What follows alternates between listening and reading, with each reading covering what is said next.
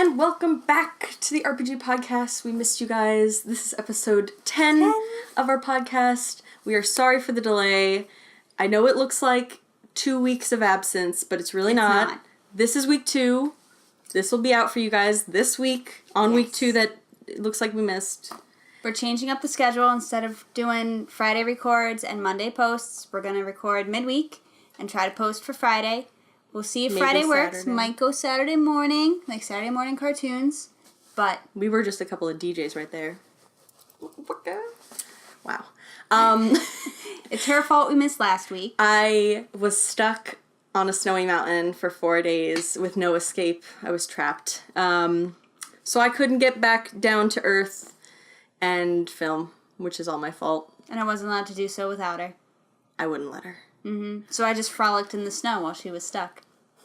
I could have frolicked in the snow. Well, your fault. It's not my fault! We are not going into this. But thank you for coming back. Thank you for joining us. We are sorry about the week of absence. Yes. We are humans.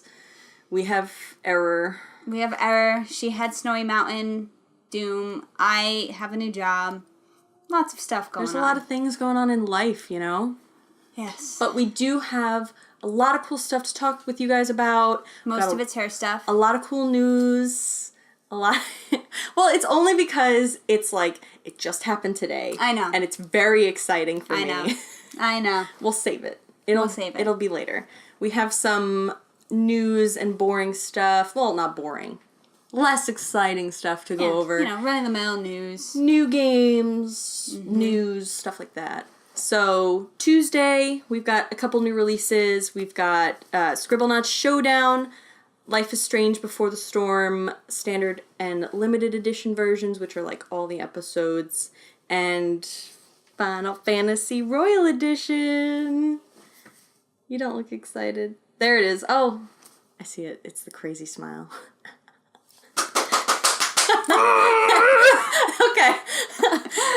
Oh, it was a slow release. It's like if I did it all at once, the table, the cups, everything would have gone. Everything would have been gone. I'm actually really excited about it. I know I'm like one of the only people ever because this has been out for a long time. But I'm super excited about it. It's all right. We've talked about it in a past episode, so I won't go on a rant. But I've been hardcore playing my PC again, so I'm going to get on it on PC. I'm going to take a break from my heavily modded Skyrim. Heavily. How many are you up to? 93. Last time I heard it was like 74 or something like that. Yeah, huh? It's so much better! Not better. Different and revitalized and refreshing. At this point, you just have so many mods, it's like your own game now. Yeah! Which I guess is amazing. I know! It's so good! I love it. I just want my new graphics card. But they're so expensive right now. They very much are. Stupid fuckers and your fucking nonsense mining of crap. Oh, were you talking about, Yep. Yeah, okay. huh? All right.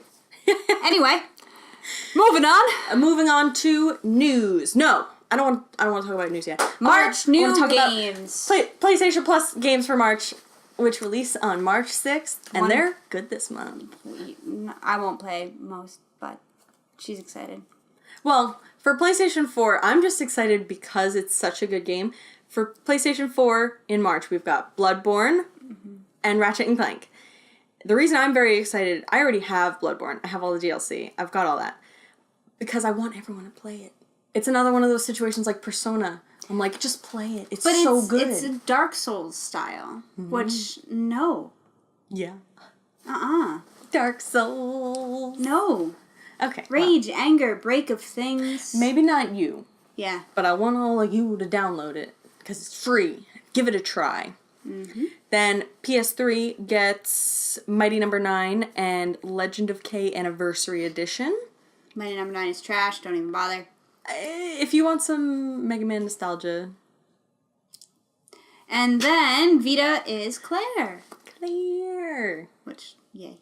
Which is cool because I've actually been looking at it. And I've had it just like, I just keep coming back to it and looking at it. And I'm like. I know, it's like perma wish list. Yeah, mine too. So I'm excited for it. And they also get something called Bombing Busters. that like a Senran Kagura style something? Either that or it's like a Bomberman type game. That's possible too. I just always assume the boobs. It could be sexual. It very well could be. Busters. Could be. Might be. But yes, so those are the very exciting free titles for March, and you can get those on March 6th, midday. Yes, so coming very soon. Other bits of news. Metal Gear, whatever it's called, is trash. Metal Gear Survive. It's horrid. The worst. It sucks. And if you like it, you Well, suck. more power to you. I went the other way. I was like, don't talk to me. If you like it, we're not friends, really. I have some awful games that I enjoy, but they're not broken bad. My problem isn't that the game sucks. My problem is that they put it under a Metal Gear title. That's like Revengence, which is not a word and still to this day fucking bothers the hell out of me. It's not. Metal Gear Rising Revengeance. What? Like, how did that make it through translation? Revengeance. It pains me so much. And we have the collector's edition. You do not. Yeah, when it went new to used. Oh, yeah. Oh, God. For that fucking lamp. That lamp's cool. No. Lamp's cool. Not even worth it. It's like $20 for a lamp. Ugh. Maybe for $20. Yeah, exactly. I didn't buy it new. Fuck that. Who would buy it new? Not many people, considering they went new used on the collector's edition. Goodness. And if you did, you were just an optimist. And that's nice. Good for you. More of us in this world should be optimists. Not me, though. I'm just a realist, I guess. Some people call I'm that an pessimism. optimistic pessimist. I think that just... Yeah. Okay. I don't want to think about where that puts you. Yeah. Some other cool things. What do we talk about next? We've got some cool things to talk about. We've got news. We've got Sega news. Let's talk some Sega news. We got some Sega news. Way to go, Sega. Yesterday from today, which is February 27th, they accidentally released Yakuza 6 for free. Not even like early release, oh, oops, our bad. Free. Whole game. They put out a demo, which was 30 gigabytes, under the premise that it was a demo, and if you ended up wanting to buy it, you would get like an unlock code, and it would just release it. Did they really think... No unlock. That would work? Just open. Yep. People just kept playing. When it seemed... 100%. When it seemed like maybe the demo should have stopped, it didn't, and it just kept going. And they even got trophies and stuff for it, too. Which is just weird. When do you get trophies and demos? Never. So, full game. So, later that day, of course, at like 6:30, they were like, oh, oops, people accidentally got the full version. We're gonna look into the problem. And everyone was like, it's not a problem. You guys are dumb. And I hate to say it, because I do love Sega. I do. But, somewhere in my heart I do. Yeah, like more nostalgic. I love old Sega. I mean, hopefully this new game is cool. I didn't actually get to get the free version. Yeah, I was at work. That sucks. So, there it was. A couple people got the, probably Many. more than that. I'm wondering if they had a way to, like... Nab it out? Grab it out of their system or something. Probably. Or, like, make it so they can't play it. I'm Like, sure put a they block did. on it. They had to have. Yeah. Otherwise, there's just people running around with full versions. If you are, comment below. Give me. What else we got? We also have some political news, some uplifting news. Senator Bitchface. Senator, what's her Maggie. name? Maggie Hassan from New Hampshire. Yep. She would like government oversight on loot boxes in video games because she thinks it is too much like gambling and instills even more addictive behavior in kids playing video games. I mean, it's not that much. I'm kind of surprised it took this long to make it this far. I think it's really because of EA. Not gonna just, like, throw them under the bus specifically, but, like... This was, like, that was going on in autumn. When, was it New Zealand? Yeah. New Zealand was looking into passing the whole, no loot boxes, gambling, blah, blah, blah. Mm-hmm. I'm surprised it took this many months for this to really start to, like, seep into U.S. Yeah. One thing that she did do, she sent a letter... I don't completely disagree with this, by the way. I actually think this is kind of a good idea. She sent a letter to ESRB... like the rating board, saying that along with the age rating, they should have a disclaimer mentioning that there are loot boxes or microtransactions in the game. That I approve. That I think is a good idea. I think that's a great idea. I mean, parents sometimes barely pay attention to those ratings anyway, but having it there kind of covers game developers' asses when it comes to, like... My kid maxed out my black Amex. Like, there's a warning saying there's microtransactions in the game. Maybe you should have taken your credit card off the system. Yeah. And I'm not siding with game developers here. In no way am I saying loot boxes are good in every game and every game should have them. But... they're not always bad. They shouldn't but there should be what Star Wars did. They shouldn't be required to play the game. They should do it like Overwatch. Overwatch does it alright. Just let me have this. Overwatch does strictly cosmetic loot boxes. Blizzard is most corrupt, money-grubbing company that is fucking out there. Their yearly numbers of this are just disgusting. It's because, and we'll bring it back to the senator's idea, you have kids that are playing this, and they see a time-limited event where they have a specific skin they want, and they say, I've got to have that. I've got to have it. That's when they gamble on buying a lot of loot boxes. So I will say she has a little bit of a point with that. Like, kids who have the mindset of, like, I need that, otherwise I'll die. Which is most of this generation. Exactly. It's like, I gotta have it. They're gonna do everything they can to pump all their money into the loot boxes to try to get that. Mm-hmm. Which... is not great. Especially when it's, things that will help you progress faster, not just cosmetics. Not just cosmetics. Overwatch. So, I mean, I don't really agree with either side. I think the disclaimer is a good idea. Regulation is good, but yeah, definitely her ESRB thing. I mean, I think ESRB should be more like Peggy, where it's 18 and not 17. Yeah, nothing else in this country is 17. Mm-hmm. Nothing. Yeah. It's a little weird. Not even your permit. Your permit is 16, and then have Peggy, ESRB 16, and then ESRB 18. Yeah, Peggy makes a lot more sense. And then actually use, like, the adult rating that ESRB has. Start using it again, please. Grand Theft Auto should really be... yeah. What is it, AO? Yeah, AO. Adult only.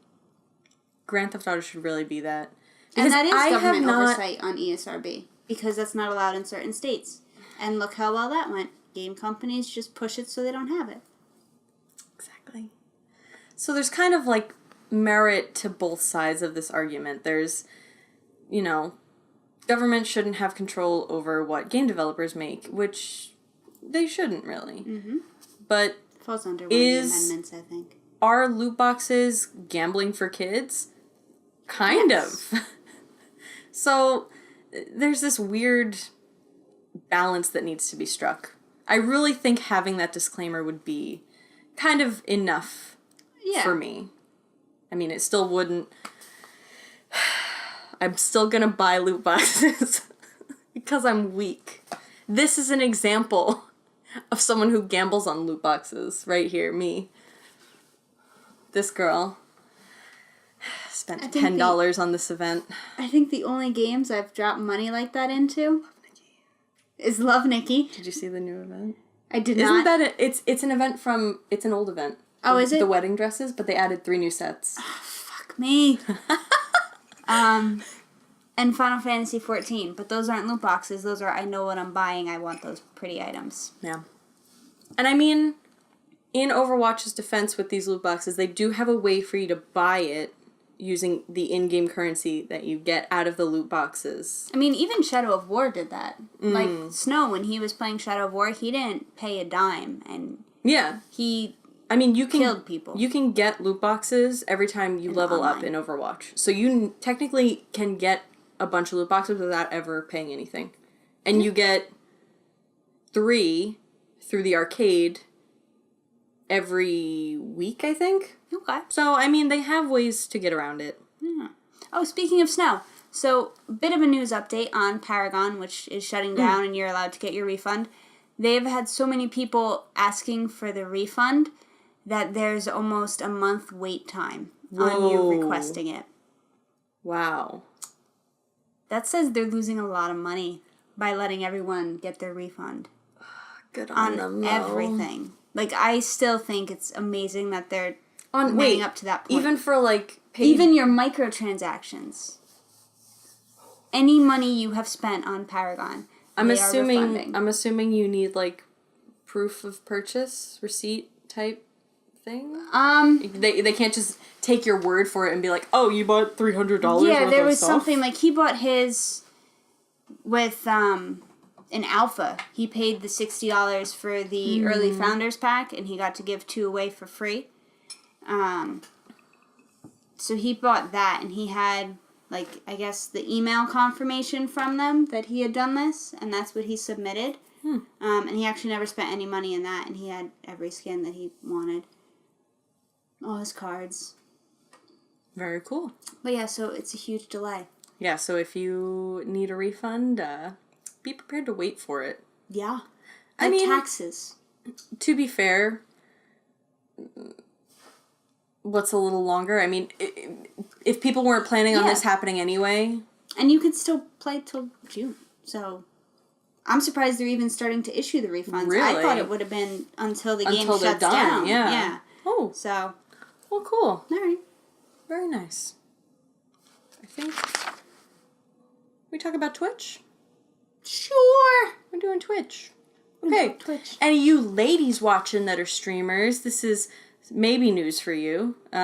This on the surface sounds good. Really cool. Until you read. But until you get to the part where it's not so cool.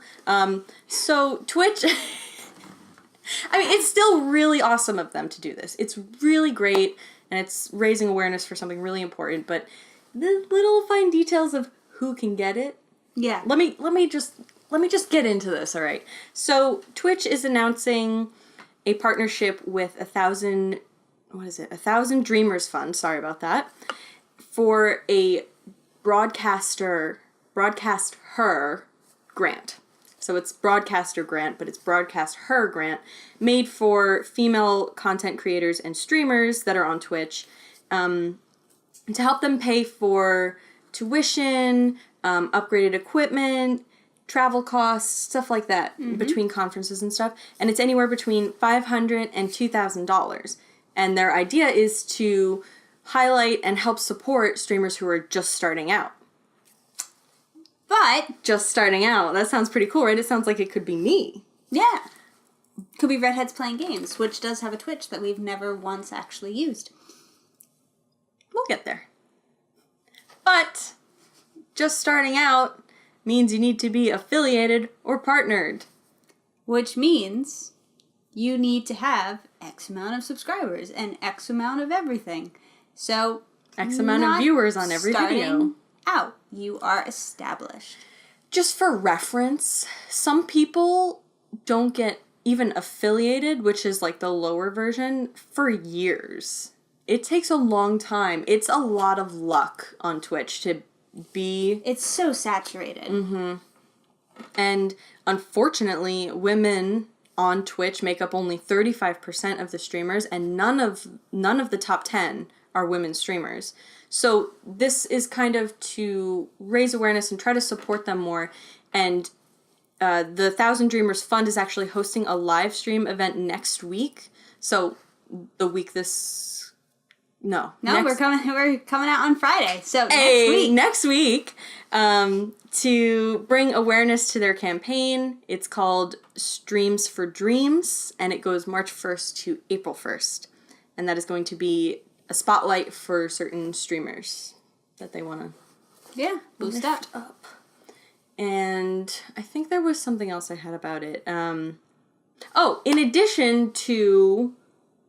sorry, I'm having such a major brain fart. In addition to promoting female content creators, this is also to bring awareness to the gender pay gap that exists for women in not only gaming and broadcasting, but in all other careers and stuff. Else. Mostly everything else. Which is really cool of them.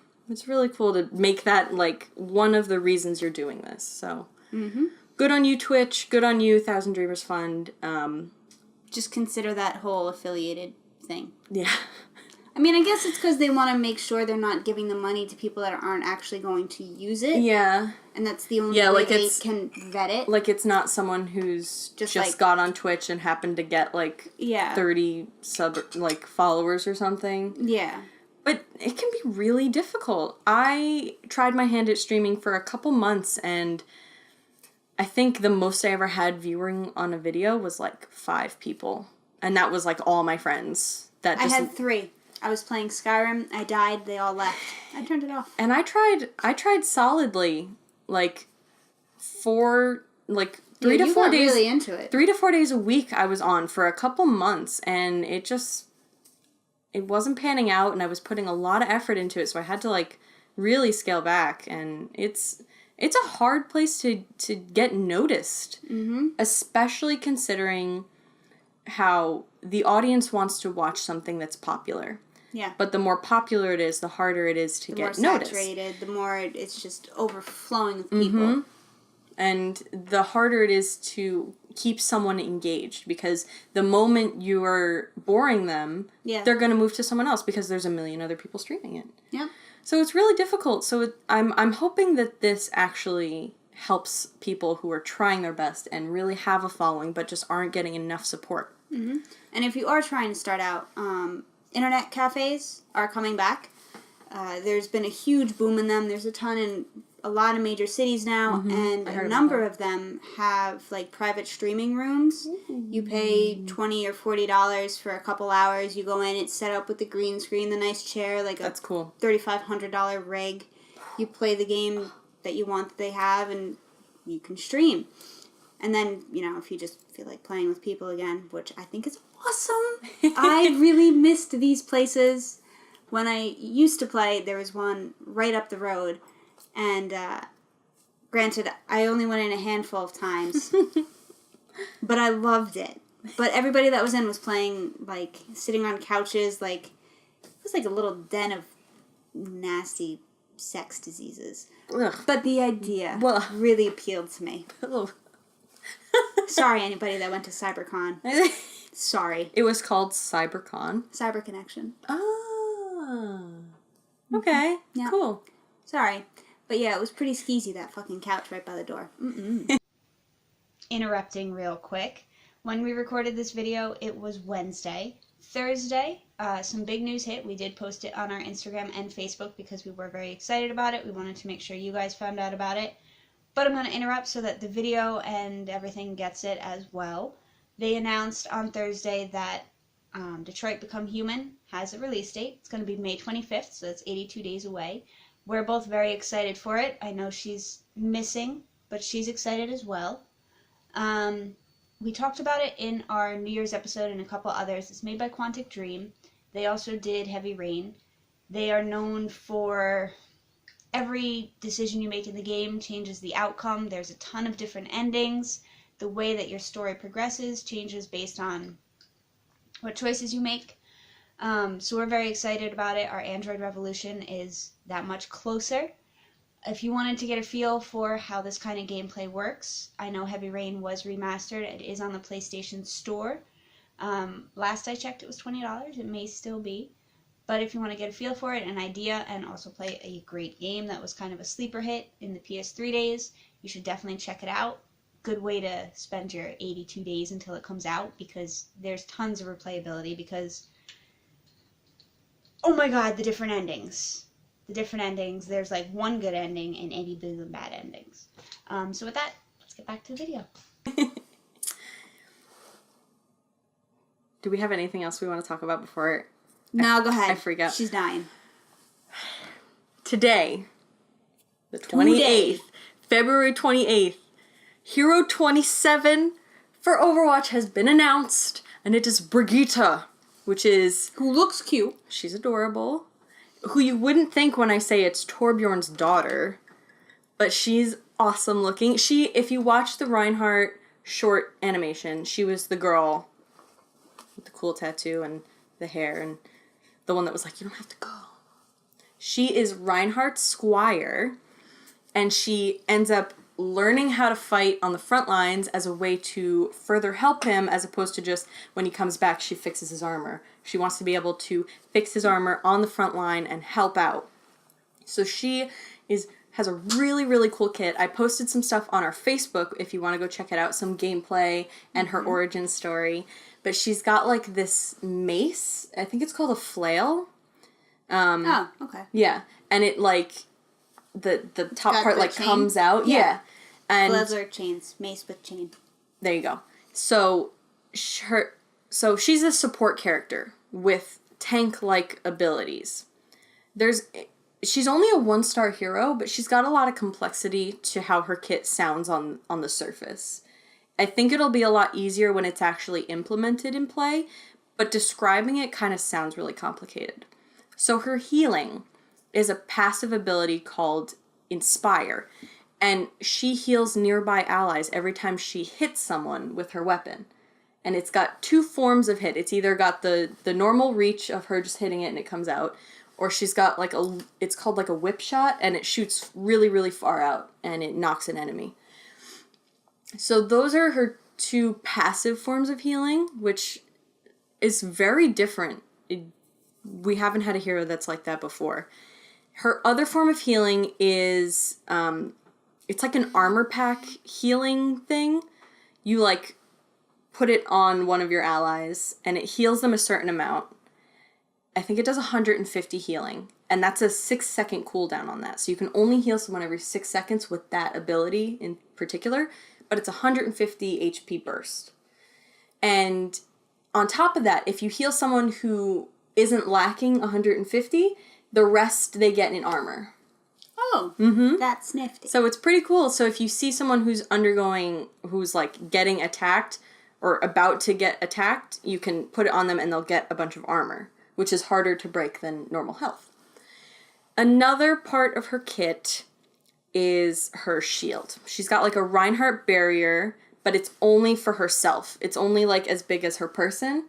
So it can't really block everyone unless they're directly behind her. But her shield has a shield bash, which she can lunge forward and stun an enemy, which is pretty cool. So if you want to set up some kind of thing with someone behind you, you can do that. And it's really cool that we have a frontline healer. Moira is kind of that, and I'm not going to stop playing Moira for her. I asked that. That was the first thing I asked her. And I said, no, Moira is my girl. But it's really cool to have a healer that's very front lines, very in the action, very, I'm right behind you, don't worry, right there in the action. And the last thing with her kit is her ultimate ability, which is called Rally. And these like victorious horns come up, and she's like, she's got her shield down, and it gives everyone in her vicinity stacks of armor. And it, of course, caps out at a certain amount. So if you're on top of a Reinhardt and he's got full, I don't think he'll get that many more. Right. But it's pretty cool. And those armor actually stay even after her ult ends. Ooh. As long as these people haven't, like, taken damage. Huh. Yeah. That's very cool. Mm-hmm. So I am super excited to see her. I watched a short clip of her in, like, gameplay, just in, like, a training area. She looks really cool. I don't think she'll be someone I play regularly, but I definitely want to see how, like, her playstyle mixes up the game. Alright. The only thing Overwatch that I cared about was when Zenyatta walked. I thought that was amazing. That was really funny. Everyone says, all the time. Let Zenyatta walk. And they did. That was amazing. That made me very happy. I enjoy I love the walks. Overwatch team. They're so funny. They are. I like when they do things with, like, the voice actors. And I always think that's fun. They involve them a lot in a lot of stuff. Yeah, which is nice, because most games don't. Yeah, a couple of them, like, do stuff on their own. I think a couple of them are based in New York, and they all just kind of, like, hang out together and do stuff. That's fun. Oh. That's nifty. Sounds really cool. I like that. Sounds like voice actor version of Friends. I just made you like it even more. I'm not playing. Ever. Anyway. PUBG is going to have a third map. Oh, yeah. It's set on an island in a place, can't remember the name of. Trelial. That's not even close. Is it a real place? Don't know. But it's like a Mediterranean place with, like, dense forests, but also in the middle is, like, a snowy mountain peak that goes up really tall. And there's, like, villas everywhere. So that's gonna suck. If you're, like, dealing with somebody and then the map shrinks and you gotta go up that fucking hill and you don't have a vehicle. I'm expecting it to be... miserable. Yes. And also, on the rip-off side of this, Fortnite is getting jetpacks. Because that's definitely what that game needed. Kind of defeats the point of building. They also have, like, hand cannons and stuff. Like Destiny hand cannons. You know Destiny got that from Borderlands, right? That's where hand cannon came from. Okay. Well, not came from, but came from that. What I'm trying to say is Fortnite is annoying. You play Fortnite. I know I play Fortnite. It's fun. But it just feels like there's no originality anymore, okay? It just feels inauthentic. I'll play it because it's fun. Doesn't mean I like it. Doesn't mean I like what they're doing. Jetpacks? Boy, the kids are going to be excited about this one. Freaking 12-year-olds on that game. I'm a grump. Well then. I'm a grump about it. Well then. I don't know if we had too much else to talk about. Couple things coming out down the road. BlazBlue Cross Tag? Cross Tag Battle. Yup. It's going to be out for PS4, Switch, and PC in June. And it's going to have characters from not only BlazBlue, but Persona 4 Arena. In Undernight In-Birth and Ruby. That was the cool one. That is cool. Yeah. I do like that. Yeah. I saw a quick, like, 6-minute video of all the characters, and Weiss from Ruby, not only because it's my last name, but she looks great. You have such a bias. If anyone watching plays BlazBlue and knows Jin, it's like his playstyle. With the ice, and you can bring them from different points, and she's cool. I just like ice, alright? I like characters that have affinities for ice. I like my squirrel chipmunk girl. Oh, yeah, she's cute. I haven't seen her in it yet. I'll be so mad. They have 20 characters planned for launch and 20 characters planned for post-launch in DLC. So maybe... She should, because she's part of, like, if you watch the anime and the backstories, she's, like, a core, part of the female characters. If anything, she's going to be DLC, because... Probably DLC. I already saw the first 20. Yeah. It's 5 characters from 4 different games, which are the ones that we just talked about. All my favorites end up being DLC, so she'll probably be DLC. Fair enough. Do we have anything else? I think that's it. I think we covered a lot, though. We did. Yeah. We did. So, thank you guys so much for joining us. As always, you can find us on all the places on the interwebs. Do you want to take over for our plugs, because I often mess them up? Sure. Okay. So, you can listen to us on CastBox, Podbean, iTunes. We're on Google Play and Stitcher. Mm-hmm. You can find our videocast on YouTube. You can tweet us at SerenitySyn, SYNN. At InvaderJess222.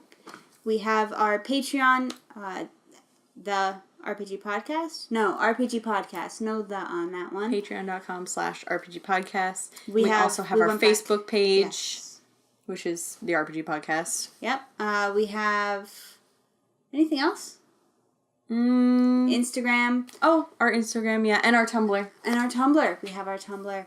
Patreon, obviously, same tiers that we've had. Bloopers, all that. Right now, we've gone back to the old camera, which is not the best. So every little bit is going to help us advance the set, which could use it. It's a toss-up for me between a mic and a camera first. I think a camera first. I'm sticking to the camera first, because this is just not so good. Fair enough. Pretty alright. Fair enough. We're doing okay editing. Alright, so thank you guys so much for joining us, and we hope to see you next week. Bye-bye.